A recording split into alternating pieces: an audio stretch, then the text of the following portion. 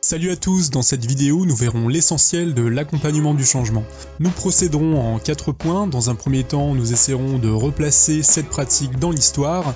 Après cela, il sera question de sa définition. Nous verrons ensuite quels peuvent être les intérêts de l'accompagnement du changement.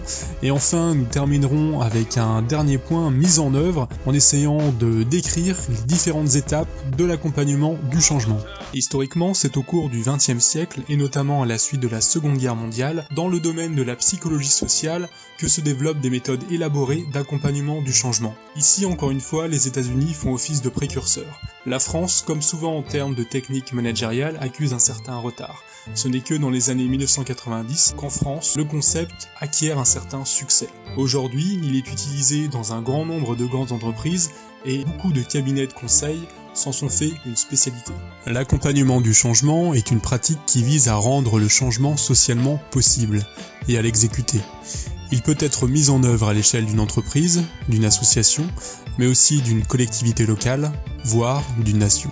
L'accompagnement méthodique du changement est nécessaire dans la mesure où lorsqu'un manager souhaite introduire du changement dans sa structure, lorsqu'il souhaite développer de nouvelles méthodes de travail, par exemple, ou lorsque sur le plan stratégique, il souhaite créer de nouvelles missions pour la structure qu'il pilote, ce changement n'est pas naturellement accepté par les équipes. En effet, il existe de nombreuses résistances au changement. Ces résistances au changement peuvent s'expliquer par des craintes, plus individuelles ou plus collectives. Sur le plan individuel, il peut s'agir de crainte de se trouver en limite de compétences, de peur également d'une charge de travail augmentée. Pour ce qui est des craintes davantage collectives, on peut évoquer des craintes de licenciement, une peur que le lien social ne s'étiole, ou encore un sentiment de changement qui est inutile. Nous allons maintenant passer à la partie la plus importante de cette vidéo, celle qui concerne la mise en œuvre de l'accompagnement du changement.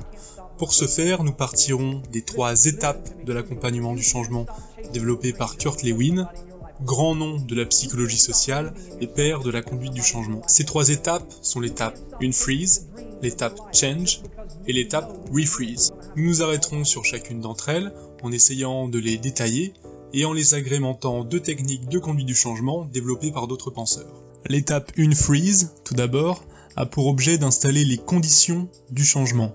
On peut décomposer cette étape en 2 temps. Tout d'abord, il s'agit de faire un état des lieux de la situation. Pour cela, une analyse SWOT peut être effectuée, celle-ci distinguant les forces et les faiblesses dans une situation ainsi que des menaces et des opportunités. Ensuite, à partir de cet état des lieux, il est important de mettre en place une campagne de communication, soit pour expliquer que le changement est nécessaire pour la survie de l'organisation, soit pour mettre en lumière comment celui-ci peut être porteur de solutions. L'étape Change est celle de la mise en exécution du changement. Pour ce faire, 3 outils peuvent être utilisés. Le premier est celui de la co-construction avec les équipes du projet de changement. Celle-ci ayant 2 grands avantages. Tout d'abord, elle permet d'accéder à des informations de terrain qui permettent d'aller vers un changement plus pertinent. Ensuite, elle permet de limiter les critiques lorsque le projet de changement est terminé.